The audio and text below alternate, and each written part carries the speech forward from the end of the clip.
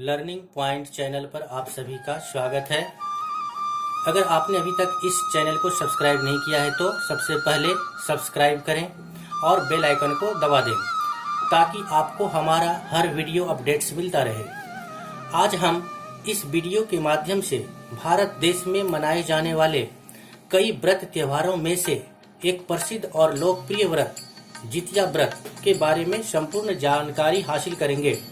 यह व्रत कब मनाया जाता है, किस धर्म के लोग इसे मनाते हैं और इस व्रत के मनाए जाने के पीछे कौन सी सबसे प्रचलित पौराणिक कथा है। तो चलिए इस व्रत के बारे में जानते हैं। जितिया व्रत, जिसे जीवित पुत्रिका व्रत या जितिया व्रत के नाम से भी जाना जाता है, यह हिंदुओं का सबसे पवित्र व्रत माना जाता है और बड़ी ही श्रद्धा भाव से मनाया जाता है। यह व्रत विशेषकर बिहार, उत्तर प्रदेश और नेपाल में मनाया जाता है। यह व्रत विवाहित महिलाएं या माताएं अपनी संतान की मंगल कामना और सुरक्षा के लिए करती है।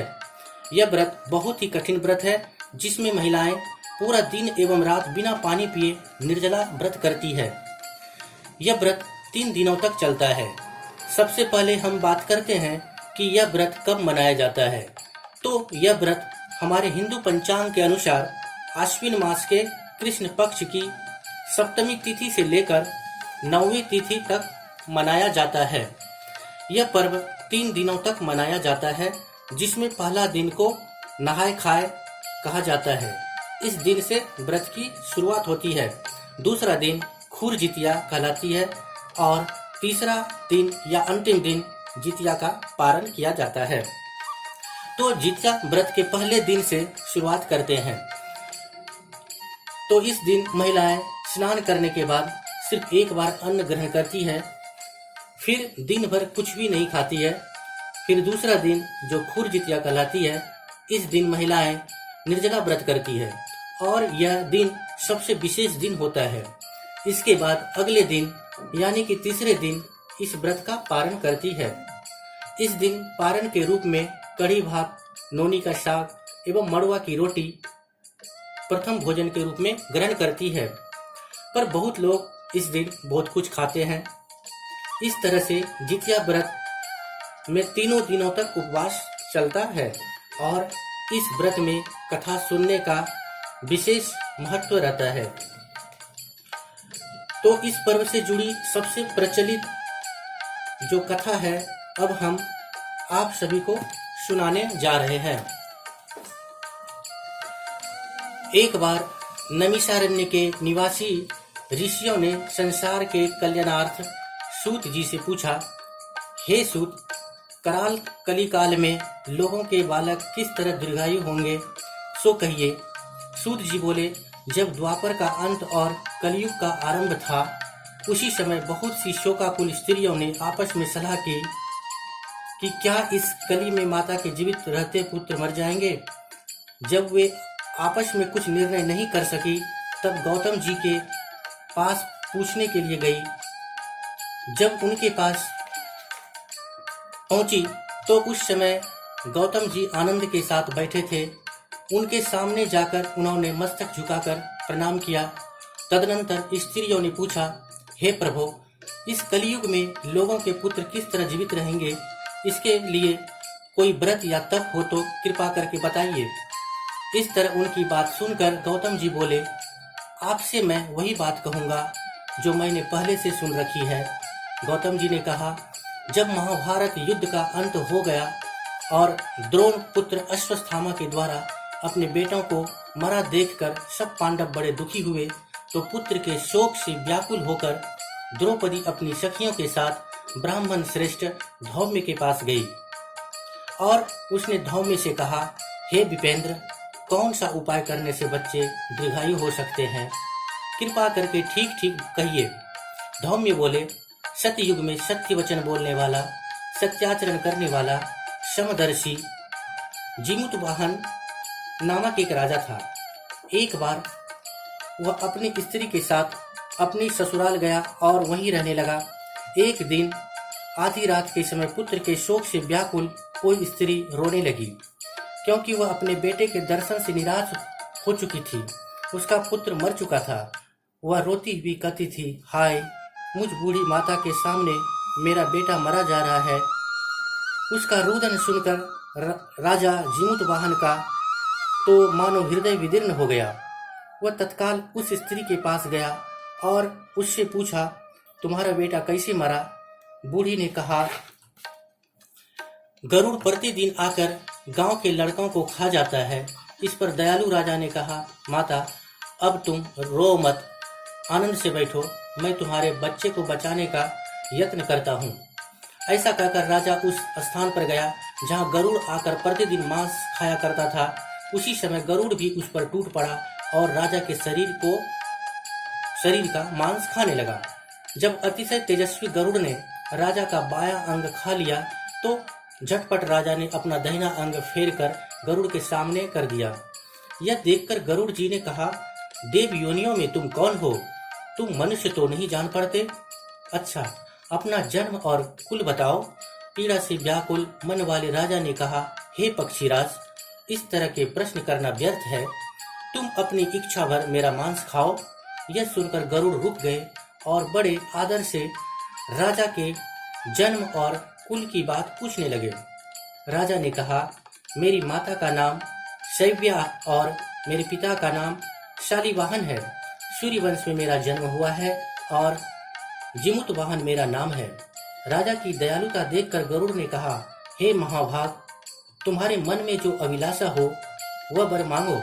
राजा ने कहा, हे पक्षीराज, यदि आप मुझे वर दे रहे हैं तो वर दीजिए कि आपने अब तक जिन प्राणियों को खाया है वे सब जीवित हो जाएं। हे स्वामी, अब से आप यहाँ बालकों को ना खाएं और कोई ऐसा उपाय करें कि जहाँ जो उत्पन्न हो वे लोग बहुत दिनों तक जीवित रहें। धौम्य ने कहा कि पक्षी राज गरुड़ राजा को वरदान देकर स्वयं अमृत के लिए नागलोक चले। वहां से अमृत लाकर उन्होंने उन मरे मनुष्यों की हड्डियों पर बरसाया। ऐसा करने से सब लोग जीवित हो गए जिनको कि पहले गरुड़ ने खाया था। राजा के त्याग और गरुड़ की कृपा से वहां बालों को बहुत कष्ट दूर हो गया। उस समय राजा के शरीर की शोभा दूनी हो गई थी। राजा की दयालुता देखकर गरुड़ ने फिर कहा, मैं संसार के कल्याणार्थ एक और वरदान दूंगा। आज आश्विन कृष्ण सप्तमी से रहित शुभ अष्टमी तिथि है। आज ही तुमने यहाँ की प्रजा को जीवन दान दिया है। हे वत्स, अब से यह दिन ब्रह्म भाव हो गया है। जो मूर्ति भेद से विविध नामों से विख्यात है वही त्रैलोक्य से पूजित दुर्गा अमृत प्राप्त करने के अर्थ में जीवित पुत्रिका कहलाई है। सो इस तिथि का जो स्त्रियां उस जीवित पुत्रिका की और कुश की आकृति बनाकर तुम्हारी पूजा करेंगी तो दिनों दिन उनका सौभाग्य बढ़ेगा और वंश की भी बढ़ती होती रहेगी। हे महाभाग, इस विषय में विचार करने की भी आवश्यकता नहीं है।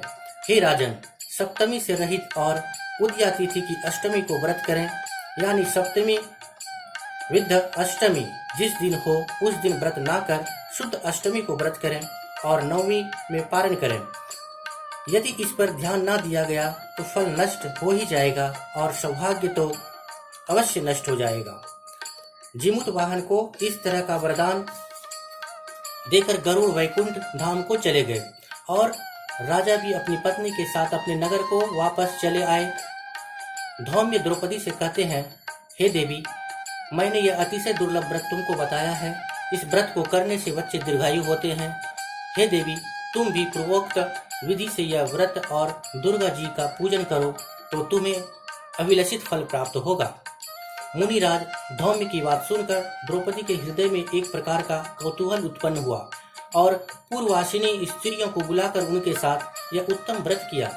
गौतम ने कहा, यह व्रत और इसके प्रभाव को किसी एक चिल्ली ने सुन लिया और अपनी सखी सियारिन को बतलाया।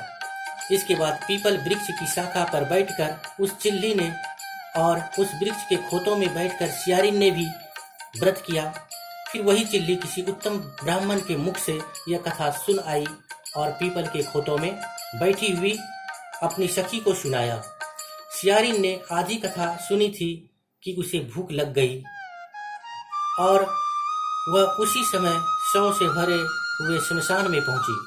वहां उसने इच्छा भर मांस का भोजन किया और चिल्ली बिना कुछ खाए पिए रह गई और सवेरा हो गया। सवेरे वह गौशाला में गई और वहां गौ का दूध पिया। इस तरह 9वीं को उसने पारण किया। कुछ दिनों बाद वे दोनों मर गईं और अयोध्या में किसी धनी व्यापारी के घर जन्मी। संयोग से उन दोनों का जन्म एक ही घर में हुआ, जिसमें सियारिन ज्येष्ठ हुई और चिल्ली छोटी। वे दोनों सभी शुभ लक्षणों से युक्त थी, इसलिए बड़ी लड़की काशीराज के और छोटी उसके मंत्री के साथ गार्हस्थ्य अग्नि के सामने विधिपूर्वक ब्याही गई। पूर्व जन्म के कर्म फल से वह मृगनयनी रानी हुई। जिस किसी भी संतान को उत्पन्न करती वह मर जाती थी, और पूर्व जन्म की बातों को स्मरण करने वाली मंत्री की पत्नी ने 8 वश्यों के सदृश तेजस्वी 8 बेटे उत्पन्न किए और सभी जीवित रह गए। अपनी बहिन के पुत्रों को जीवित देखकर ईर्ष्यावश राजपत्नी ने अपने स्वामी से कहा कि यदि तुम मुझे जीवित रखना चाहते हो तो इस मंत्री के भी पुत्रों को उसी जगह भेज दो जहां मेरे बेटे गए हैं, अर्थात इन्हें मार डालो। यह सुनकर राजा ने उस मंत्री के पुत्रों को मारने के लिए कई प्रकार के उद्योग किए, पर मंत्री पत्नी ने जीवित पुत्रिका के पुण्य बल से बचा लिया। एक दिन राजा ने अपने आदमियों से उन पुत्रों का सिर कटवाकर पिटारी में रखवाया और वह पिटारी उनकी माता मतलब मंत्री की पत्नी के पास भेज दिया, किंतु वे 8 सिर बेशकीमती जवाहरात हो गए और भले चंगे वे 8 लड़के अपनी माता के पास वापस चले गए। उनको जीवित देखकर राजपत्नी को बड़ा विस्मय हुआ। अंत में वह मंत्री की पत्नी के पास आई और उसने पूछा, बहन, तुमने कौन सा ऐसा पुण्य किया है जिससे बार बार मारे जाने पर भी तुम्हारे बेटे नहीं मरते? इस पर मंत्री की पत्नी ने कहा, पूर्व जन्म में मैं चिल्ली थी और तुम सियारिन, दोनों ने व्रत किया था। तुमने व्रत के नियमों का भली भांति पालन नहीं किया था और मैंने किया था। इसी दोष से हे बहन तुम्हारे बेटे नहीं जीते हैं। ओ राजरानी, अब भी तुम उस जीवित पुत्री का व्रत को करो तो तुम्हारे बेटे दीर्घायु होंगे। मैं तुमसे सच सच कह रही हूँ। उसके कथनानुसार रानी ने व्रत किया, तभी से उसके कई बेटे सुंदर और दीर्घायु होकर बड़े बड़े राजा हुए। सूत जी कहते हैं कि सब प्रकार का आनंद देने वाला मैंने यह दिव्य व्रत बतलाया। स्त्रियां चिरंजीवी संतान चाहती हो तो विधि पूर्वक यह व्रत करें। कहा जाता है कि जो महिलाएं इस व्रत को पूरे विधि विधान से करती हैं, उनके पुत्र को आरोग्य, सफलता और समृद्धि तथा दीर्घायु की प्राप्ति होती है।